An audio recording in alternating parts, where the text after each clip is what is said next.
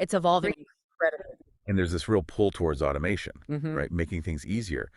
But that brings up a really big need for clarity and maybe even more for control. Absolutely. Control is crucial. Like, think about it.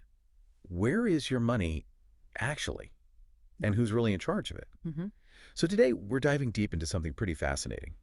This new chain trade bot. What is it?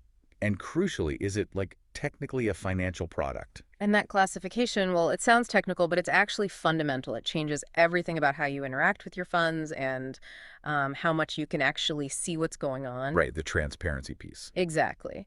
What's really kind of transformative here is the architecture itself. It completely flips the script on, custody and transparency. It makes you rethink what managing your own assets really means when there's automation involved. It does. It forces that question. So that's our goal today. We want to really break down the key differences.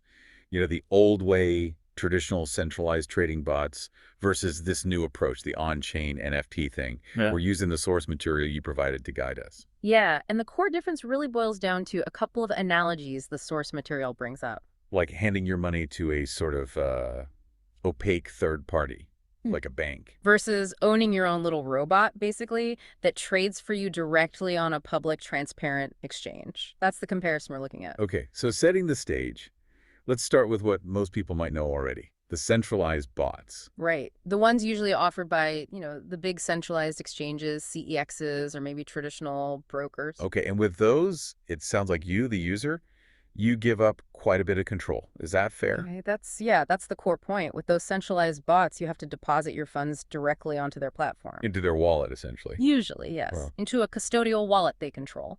And from that point on, the bot does its trading internally on their systems.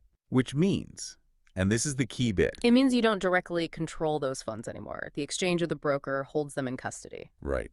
And that feels, well, if you've ever dealt with trying to track something down with a traditional institution, it feels a bit like a black box, doesn't it? It really does. You're completely relying on them to tell you what's happening, what trades were made, the results. Because it's not public. No. Yeah. Transparency is a big issue there. The trades aren't publicly verifiable. It's all happening off-chain, inside their private ledger. You only see their reports. Okay, so this level of third-party control, or maybe lack of user control, that must have regulatory implications, right? Huge implications because the CEX or broker is holding your funds, acting on your behalf.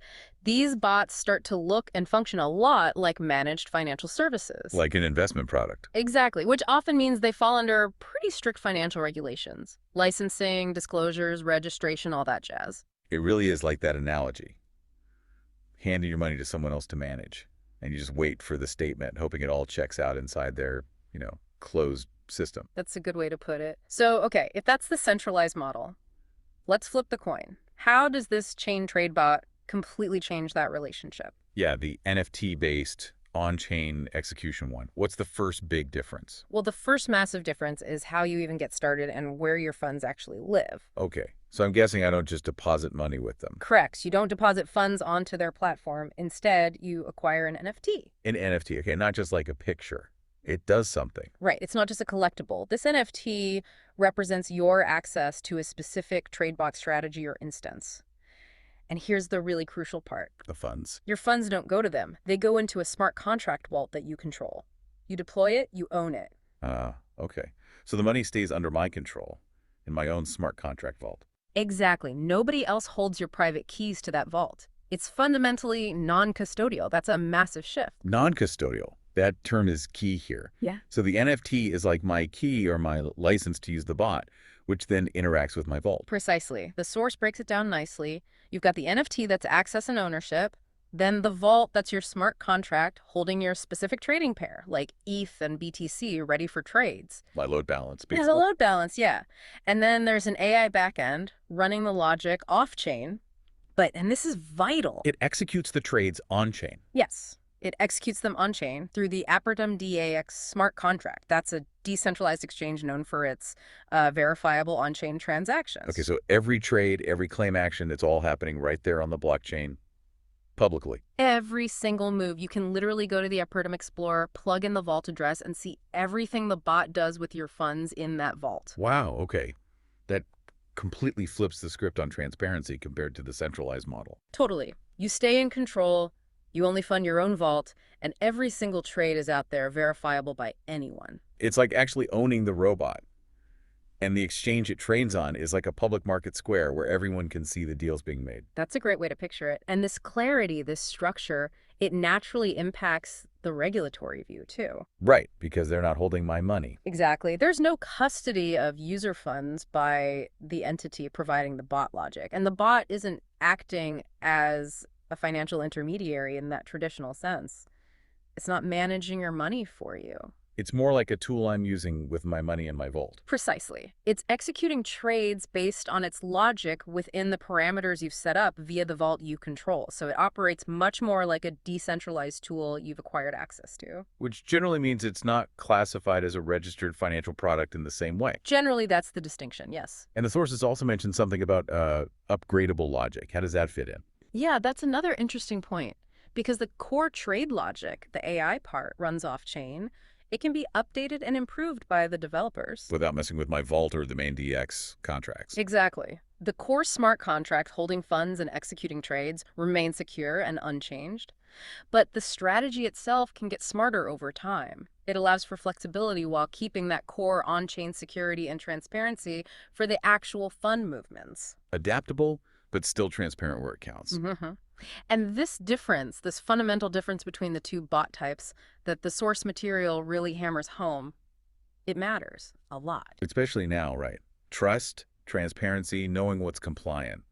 It's all becoming so critical. Incredibly important. Understanding who holds the funds, who controls the trades, and what the legal framework looks like is, well, it's paramount. So, okay, boiling it down for everyone listening, what's the big takeaway here? It really comes down to control and visibility. Right. It means understanding who truly controls your funds and how transparent those operations actually are. That's more critical than ever. If a bot works inside a closed system, if it holds your money, if it trades for you, functionally, it's very similar to a traditional fund manager or financial product. But when you shift to this chain TradeBot model, it's different. It feels more about user sovereignty, like you're actually in charge in this digital age. That's a great way to frame it. And connecting this to the bigger picture, it's not just about trading bots. No, it's broader. It's about how we interact with technology, especially around our finances. It's about trust. How is that relationship evolving? Yeah, and it brings up that core question you mentioned. In a world that's speeding towards more and more automation, how do we make sure we keep ultimate control? And how do we ensure we have that verifiable transparency over the tools we use, especially financial ones? Because the regulatory side is so different. Centralized looks like regulated services. Chain TradeBot looks more like a decentralized tool you own and operate. Exactly. That distinction is key. So here's something to think about maybe after this deep dive. Beyond just these trading bots, what other, black box systems do you interact with? Yeah, in your daily life, maybe in finance, maybe other tech areas. Where these same ideas, transparency, user control, verifiability, could actually apply. How could this kind of non-custodial you own the keys model change things? It's a fascinating thought, isn't it? How might that influence other areas where, frankly, trust and clarity are often lacking? Something to definitely mull over.